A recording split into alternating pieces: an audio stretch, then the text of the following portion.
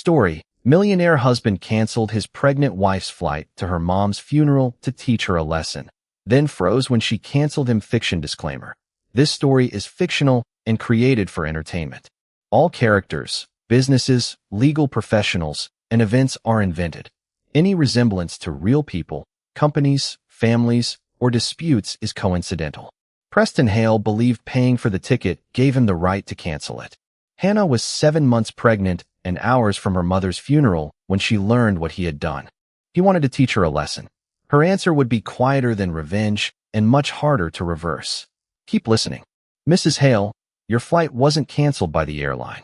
The reservation was canceled online using the booking details. Hannah Collins felt her unborn daughter move beneath her hand. For a moment, that was the only thing she could feel. Not the suitcase handle digging into her palm. Not the cold fluorescent lights washing LaGuardia Airport in colorless blue. Not the boarding announcements echoing above hundreds of strangers rushing toward places they were still allowed to go.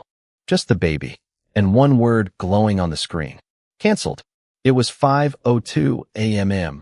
My mother's funeral starts in 5 hours, Hannah whispered. The airline agent looked genuinely sorry. I checked twice. The cancellation was submitted online at 3:41 this morning. Hannah already knew who had done it. She pulled out her phone. Preston Hale answered on the second ring. Hannah. No surprise. No confusion. That frightened her more than anger would have. You canceled my flight. Silence. Preston, I told you not to leave. Hannah closed her pale green eyes. One hand remained over her 7-month belly. My mother is dead. I know. I'm going to bury her. And last night I told you we needed to discuss that before you made another emotional decision. Hannah stared through the terminal windows at aircraft lights blinking against the pre-dawn darkness. There was nothing to discuss. Preston exhaled. At 40, Preston Hale owned luxury resorts where guests paid thousands of dollars a night to feel that every detail of life had been anticipated for them. He was handsome, polished, controlled. People trusted him because Preston rarely raised his voice. Hannah had once mistaken that calmness for safety. Come home, he said. The funeral is today. I understand. No. You cancel my ticket. You clearly don't. His voice became softer, almost patient. You walked out on me last night after I specifically asked you to stay. For your charity dinner. For our life. My mother's funeral is not negotiable. Another silence. Then Preston said the sentence Hannah would remember long after the airport disappeared from memory. Maybe missing something important will teach you what happens when you stop acting like my wife. Hannah went completely still. A suitcase rolled past behind her. Somewhere nearby, a child laughed. The ordinary sounds made Preston's words feel even colder. You're trying to teach me a lesson? Don't dramatize this. My mother is being buried today. Then come home, apologize, and we'll figure out what can still be done. Hannah's throat tightened. You mean after the funeral? Preston didn't answer. He didn't need to. Her eyes filled with tears. But something underneath the grief was changing. Not breaking. Waking. Preston. Yes. Hannah ended the call. Across the city, Preston stared at his phone. His pregnant wife had never hung up on him before. At the airport, Hannah lowered herself onto a metal bench. Her phone immediately began ringing again. She ignored it. Then the departure board refreshed. A later nonstop to Raleigh-Durham still had one seat. If it left on time, her aunt could drive her straight from the airport to the church before the service ended. Hannah hurried back to the counter. Any seats? The agent typed. One left. How much? The price appeared. Hannah swallowed. Preston controlled the household travel cards. But not everything. She reached into the hidden pocket of her wallet and removed an old debit card. Hannah Collins. Her name before Preston. Her account before Preston. Money from photography jobs she had never completely stopped taking. She handed it over. The payment processed. 1 second. 2. Then approved. The agent smiled. You're confirmed. Confirmed. Hannah stared at the word. Her phone vibrated again. Preston. She ignored him. Then another notification appeared beneath his name. A voice memo. Linda Collins, 2 days ago. Her mother's final message. Hannah's thumb hovered over play. She couldn't press it. Not yet. She locked the phone, picked up her suitcase, and walked toward security. Preston Hale believed he had canceled one flight to teach his wife, who controlled their life. He had made one mistake. The woman walking toward that gate was no longer asking him for permission. 48 hours earlier, Hannah Collins had been standing in the nursery when her phone rang. She almost ignored it. Late afternoon sunlight spilled across the cream walls, warming the wooden crib Preston had ordered from Italy. Hannah was folding tiny white onesies beside a half-finished box of photographs when she saw the caller ID. Wake County Medical Center. Something inside her tightened. Hello. May I speak with Hannah Collins? This is Hannah. The woman on the other end paused. It was only 2 seconds. It felt much longer. Miss Collins, I'm calling about your mother, Linda. Hannah's fingers stopped moving. What happened? Your mother experienced a sudden medical emergency this afternoon. Paramedics brought her in, but the voice became softer. I'm very sorry. The onesie slipped from Hannah's hand. No. She lowered herself onto the edge of the chair. No. I spoke to her yesterday. Her daughter kicked beneath her ribs. Hannah pressed both hands over her belly as though holding one life could somehow stop another from disappearing. Preston found her 20 minutes later.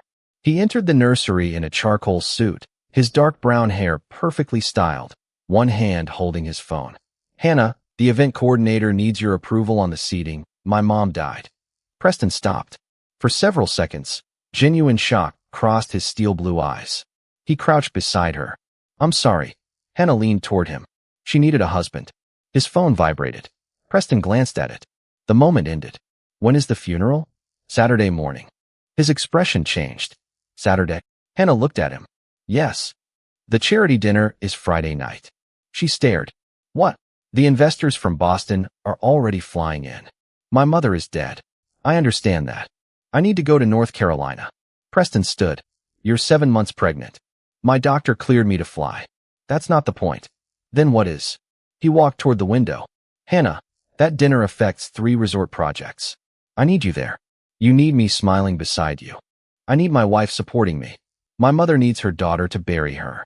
Preston's jaw tightened. There it was. That almost invisible shift Hannah had learned to recognize. A disagreement becoming disobedience. You're grieving, he said. You're not thinking clearly. I'm thinking clearly enough to pack. Hannah pulled a suitcase from the closet. Black dress. Sweater. Maternity clothes. Camera. Preston watched. You can fly Saturday afternoon. The funeral is Saturday morning. Then attend remotely. Hannah slowly turned. Did you really just tell me to watch my mother's funeral on a screen? Don't twist this. I didn't. She zipped the suitcase. You said it. Preston's voice dropped. Everything in this house exists because I provide it. Silence. The sentence hung between them. The nursery. The crib. The clothes. Even the beautiful room suddenly felt like an invoice. Hannah looked at him. Then maybe the first thing I need is something you don't provide. Hannah kept the suitcase ready through Thursday night. On Friday, Preston continued insisting she appear at the charity dinner before traveling. She refused and left for a hotel near LaGuardia before the event began. At 3:41 Saturday morning, Preston sat alone in his dark office. The reservation Preston had originally booked for Hannah glowed on his laptop. He still had the confirmation details. North Carolina. Seat 16A. Departure. 6:10 a.m. His cursor moved toward one button. Cancel reservation. Click. A confirmation window appeared. Preston clicked again. He leaned back. By sunrise, he believed, Hannah would understand that walking away from him carried consequences. Upstairs, her side of the bed was empty. Her final destination was already packed into a suitcase. And on Hannah's phone waited one unheard voice memo from Linda Collins. Preston knew nothing about it. He couldn't have known that Linda's final words would do something his money had spent years preventing. They would remind Hannah who she had been before she became Mrs. Hale. Somewhere over Virginia, Hannah watched the coast of clouds slide beneath the wing while Preston finally realized his cancellation had failed. He had called repeatedly from the moment the new boarding pass appeared in the travel profile. By takeoff, 13 missed calls sat beneath his name. She stared at them. For 6 years, seeing Preston on her screen had created the same reflex. Answer. Explain. Apologize. This time, Hannah locked the phone. The elderly woman beside her glanced at Hannah's pregnant belly, then at the tears gathering in her pale green eyes. Going home, Hannah looked through the window. To my mother's funeral. The woman's face softened. I'm sorry. Hannah nodded. Then the truth escaped before she could stop it. My husband canceled my original flight, so I'd miss it. Saying those words aloud changed them. Inside marriage, Preston's behavior always came wrapped in explanations. Concern, responsibility, protection. Spoken to a stranger, it sounded exactly like what it was. Cruel.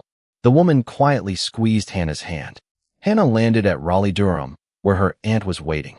The moment she turned on her phone, notifications flooded the screen. 29 missed calls. 11 messages. The first sounded concerned. Call me. The fourth sounded irritated. Stop making this worse. By the 8th, Preston had abandoned patience. Come home before this becomes expensive. Hannah frowned. Then another notification appeared. Transaction declined. A second followed. Household card temporarily restricted. Her stomach tightened. She opened the travel account. Unavailable. Then the household spending card. Restricted. Her phone rang. Preston. Hannah answered. You froze the cards? I restricted unnecessary spending. I'm traveling to bury my mother.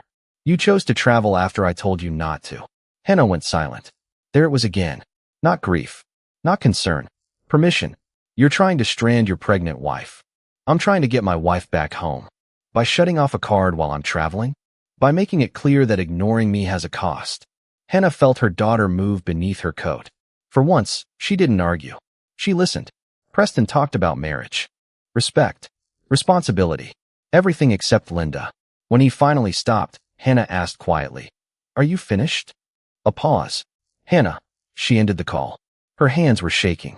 But instead of calling him back, she opened her phone and took screenshots. The restricted card. The messages. The timestamps. The missed calls. Then she opened a private cloud folder Preston didn't know existed. What really happened? The folder was 6 months old. Inside were messages demanding explanations when Hannah disabled location sharing. A canceled photography job Preston said was beneath their lifestyle. A dinner with friends he insisted she skip. A prenatal appointment moved around one of his resort events. Each incident had once seemed too small to fight about. Together, they looked different. Hannah remembered Linda sitting across from her at Christmas, stirring coffee. If someone keeps rewriting your memory, sweetheart, keep a copy of the truth. Hannah had laughed then. She wasn't laughing now. She uploaded everything from that morning. Screenshot. Save. Another message arrived. You have until tonight to fix this. Screenshot. Save. Her boarding group was called. Hannah stood slowly. Then she saw the unopened voice memo again. Linda Collins, 2 days ago. Her mother's final message. Her thumb hovered over play. For 1 second, she almost touched it, but grief tightened around her throat. Not here, Mom. She slipped the phone into her purse and walked toward the gate. Preston believed restricting money would make Hannah smaller, more frightened, more dependent. He didn't understand what he had actually done. Every punishment now had a timestamp. Every threat had a copy.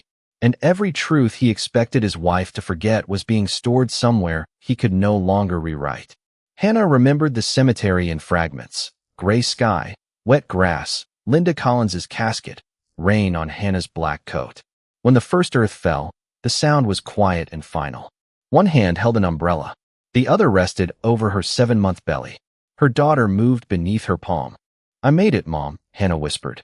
Her voice almost disappeared beneath the rain. Preston was not there. At 8:17 that morning, a florist had delivered a tall arrangement of white lilies to the funeral home. The card carried both names. With love, Preston and Hannah Hale. Hannah had stared at their names for several seconds.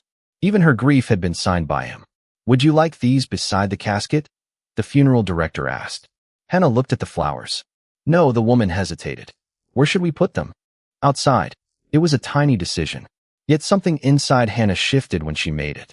After the burial, mourners slowly disappeared beneath umbrellas. Neighbors. Old friends. Women who remembered Linda bringing casseroles whenever someone got sick. Men who remembered her photographing every school event as though each child were her own. Eventually, Hannah stood alone beside the grave. I'm sorry I almost missed this. Her eyes filled. I'm sorry I let someone make me think I needed permission to come. The baby kicked. Hannah closed her eyes. 30 minutes later, she sat inside Linda's old blue Honda in the cemetery parking lot. The car smelled faintly of vanilla air freshener and the peppermint candies Linda always kept in the console. Rain crawled down the windshield. Hannah pulled out her phone. The unopened voice memo was still there. Linda Collins, 2 days ago. Her thumb hovered over play, then pressed. Static. A breath. Hey, sweetheart. It's Mom. Hannah covered her mouth. Linda sounded alive. Ordinary. That was almost unbearable. I've been thinking about what you told me last week. About Preston. Hannah stopped breathing. I know he provides a beautiful life. And I know you love him. A pause. But a good marriage should never make you smaller just to keep someone else comfortable. Tears rolled down Hannah's cheeks. You used to photograph everything. Remember? Weddings, babies, strangers laughing in parks. You said your camera made the world feel bigger. Linda laughed softly. I miss hearing you talk like that. Hannah lowered her head. And sweetheart, if you have to keep asking whether something counts as control, maybe ask yourself why you're afraid to call it that. Silence. Then Linda's final words. I love you. Call me tomorrow. The recording ended. Tomorrow had never come. Hannah played it again. Then once more. On the third time, she stopped after one sentence. A good marriage should never make you smaller. She looked at her wedding ring. 6 years earlier, Preston had placed it on her finger beneath an arch of white roses. She had thought it meant security.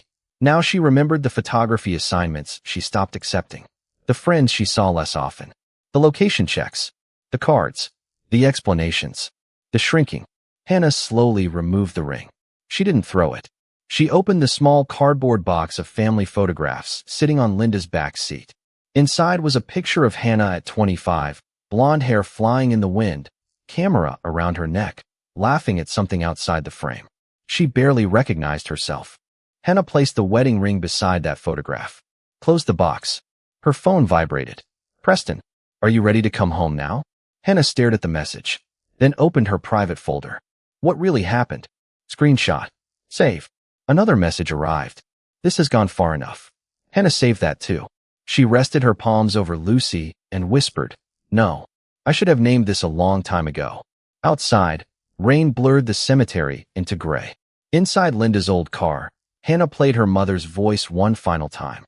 Preston believed he had punished his wife by canceling a flight. He didn't know Linda Collins had left Hannah something no millionaire could cancel.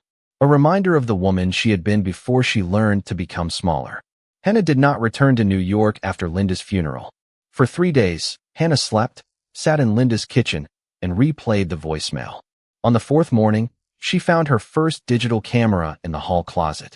The battery was dead, the strap frayed. An old masking tape still read HC, do not touch. Hannah laughed, then cried because Linda would have laughed too. Her phone buzzed. Preston, I'm sending the car for you tomorrow. We need to get back to normal. Hannah looked at the message for a long time. Normal. Normal was a location check if she stayed too long at coffee with a friend. Normal was moving a prenatal appointment around a resort dinner. Normal was Preston calling her photography a nice creative outlet, after once introducing her as an award-winning photographer. Normal was asking permission in sentences that did not sound like permission. She saved the message. Then another arrived. Lucy needs stability. Hannah put the phone down. An hour later, someone knocked. It was Mrs. Delgado from across the street, carrying a casserole and a cardboard box. Your mother told me to give you this if you stayed more than a weekend. Hannah frowned. What is it? Photographs. Inside were prints Hannah had taken years earlier. Linda laughing in the garden, neighborhood children running through sprinklers, an old couple dancing at a church picnic, a mechanic wiping his hands before kissing his wife. Linda had kept them. At the bottom was a flyer for the County Arts Center. Local Lives, a community portrait exhibition. Submission deadline, next Friday. Hannah stared at it. She wanted you to submit, Mrs. Delgado said. I haven't shot anything serious in years. Your mother said you'd say that. Hannah smiled through tears. Of course she did. That afternoon, Hannah called Rachel Monroe, the family law attorney she had consulted once months earlier after a fight with Preston over access to her photography account. I'm ready to retain you, Hannah said. Rachel's tone stayed calm. Then we'll do this carefully. Don't hide shared money. Don't delete records. Change credentials on accounts that are solely yours.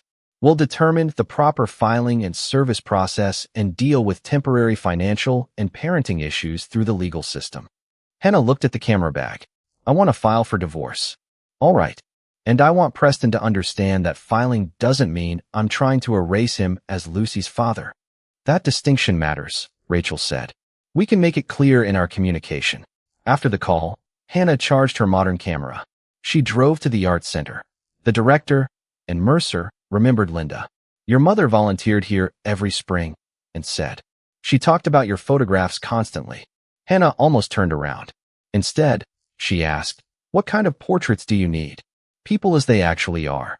That answer felt like permission of the best kind. Not permission to exist. Permission to stop performing.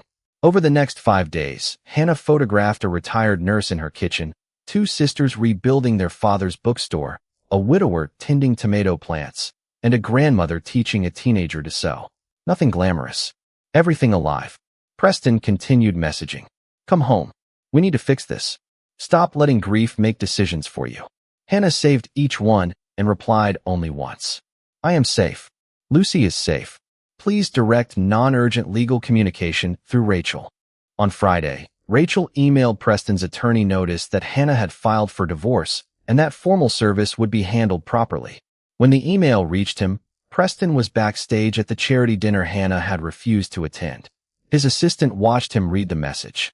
The millionaire who had canceled a funeral flight to teach his wife a lesson went completely still. He finally understood. Hannah had not missed the lesson. She had changed the subject. Preston called 3 times before Hannah answered.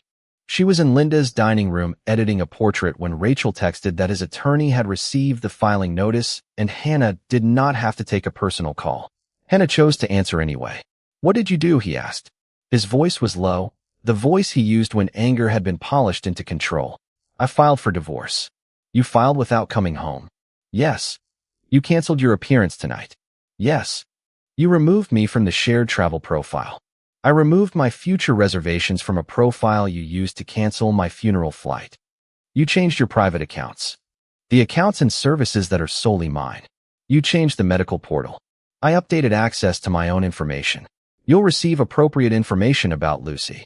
Preston was silent. Then, you cannot make decisions about my daughter without me. Hannah closed her eyes. I'm not making decisions about your relationship with Lucy tonight. You're taking my family away. No. The answer came faster than she expected. I'm ending our marriage. That is my family. It was mine too. Preston's breathing changed. Hannah looked at Linda's old photograph on the wall. Preston, listen carefully. I am not canceling you as Lucy's father. He said nothing. I am canceling the idea that being my husband makes you the person who decides whether I can work, travel, see friends, go to a doctor, or bury my mother. The line went quiet. Then Preston said the words Hannah had heard in 3 different forms for years. I was trying to protect you. From what? You were emotional. My mother died. You're pregnant. Yes. You weren't thinking clearly. Hannah looked at the portrait on her screen. Then why are all my decisions suddenly clearer now that I'm away from you? Preston had no answer. She continued. You canceled my flight because you thought paying for it gave you the final say. I paid for almost everything. I know. And now you're acting as if that means nothing. It means you paid for things. His voice sharpened. I gave you a life most people would dream of. And I became afraid to disagree with you inside it. That silenced him. It was not an apology. What Hannah heard instead was uncertainty, something Preston rarely allowed himself. Do you hate me? He asked. The question surprised her. No, then why are you doing this? Because not hating you is not the same as being safe in this marriage. Hannah felt Lucy move. She rested a hand over her belly. I want our daughter to have a father who loves her. I also want her to grow up seeing that love does not require obedience. Preston's voice dropped. I would never hurt Lucy. I believe you love her. That should matter. It does. Then come home. Hannah almost laughed. Even after everything, the solution in Preston's mind was still movement in one direction. Hers. No one word. No explanation. No apology. No negotiation. Preston went silent again. Hannah realized how many years she had spent filling silences for him. She did not fill this one. Finally, he said, what happens now? Lawyers handle the divorce.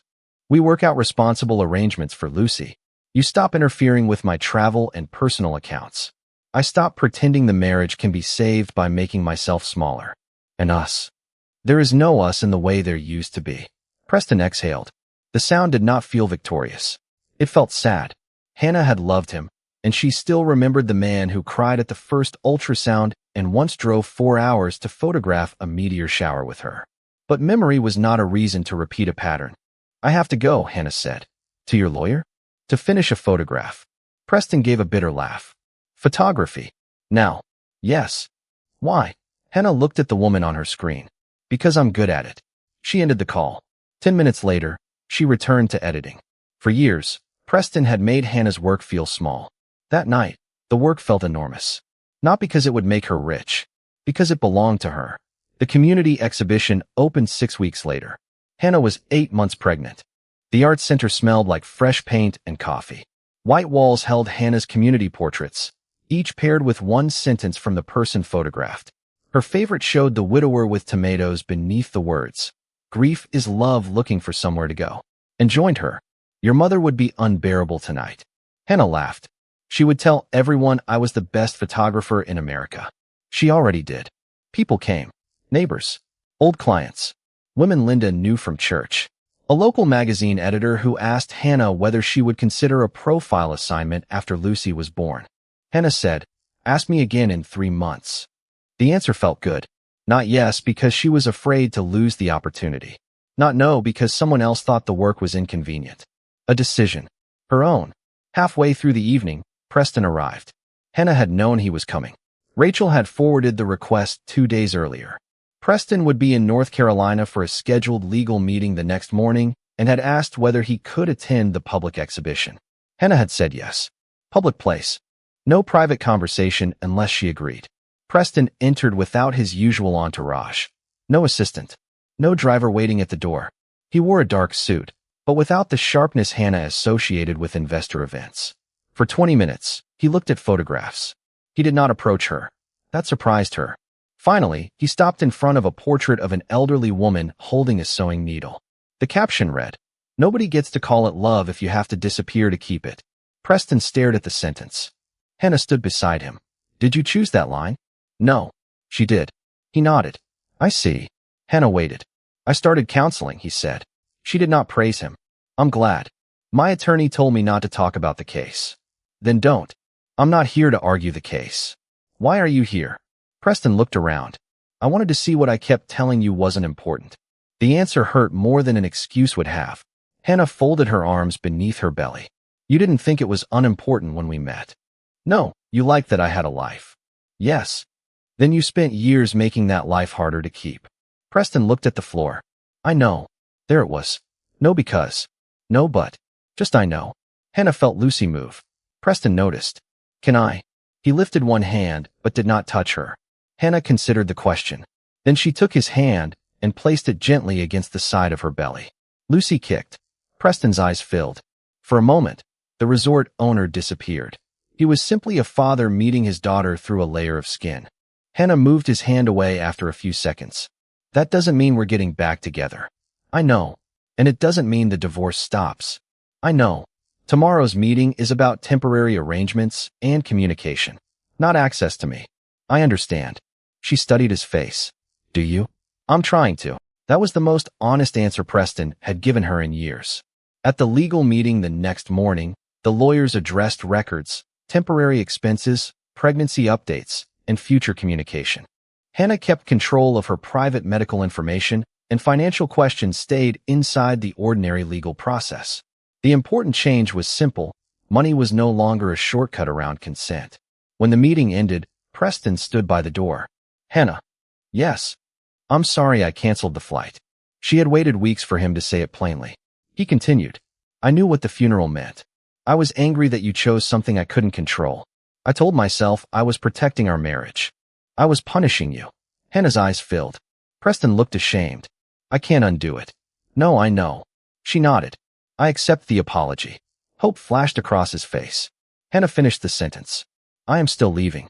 The hope faded, but he did not argue. For Hannah, that was the difference between forgiveness and surrender. She could release some of the anger without returning to the place that created it.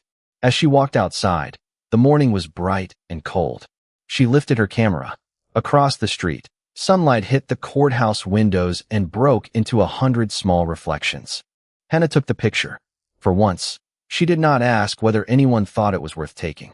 For months later, Hannah stood in a photography studio in Raleigh with 3-month-old Lucy against her chest. The studio had exposed brick, 2 large windows, secondhand lights, and a used oak desk Hannah had found online. No marble, no concierge, No resort logo. She loved it. A simple sign on the door read, Hannah Collins, Portraits and Documentary Photography.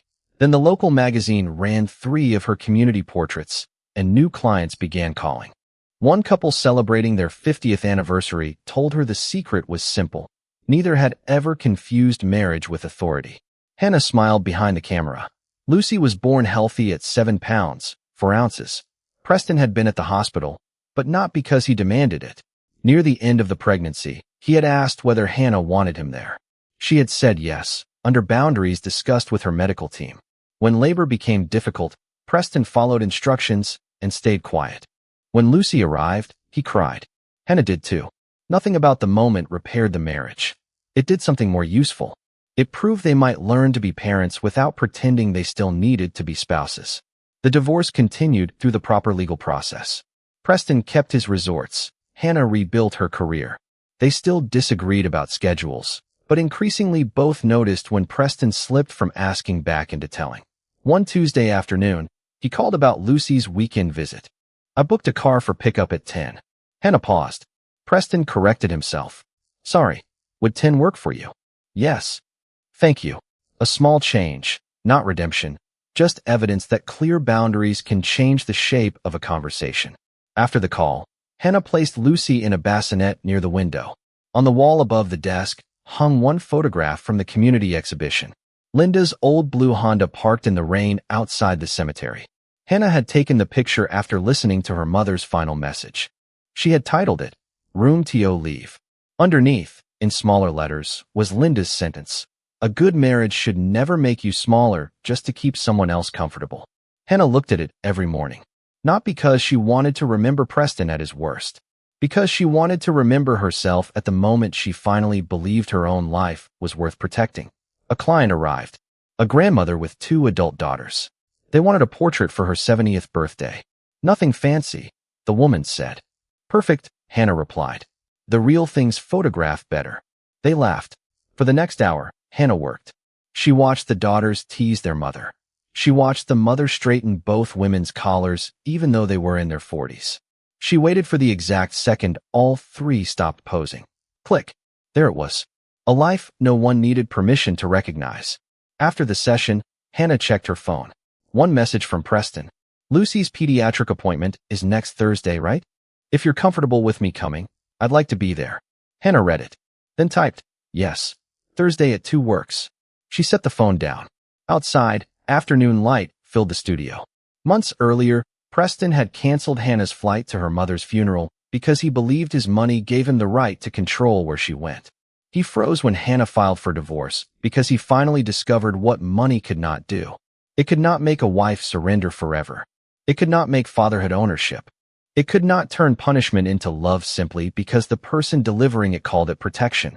Hannah did not cancel Preston's humanity or his opportunity to become a better father. She canceled his authority over a life that had always belonged to her. The space left behind filled with Lucy, work, grief becoming memory, her mother's voice, and choices. Would you have accepted Preston's apology and still ended the marriage? Tell me in the comments. Hannah lifted her camera as the sun reached the opposite wall. For the first time in years, the frame was entirely hers.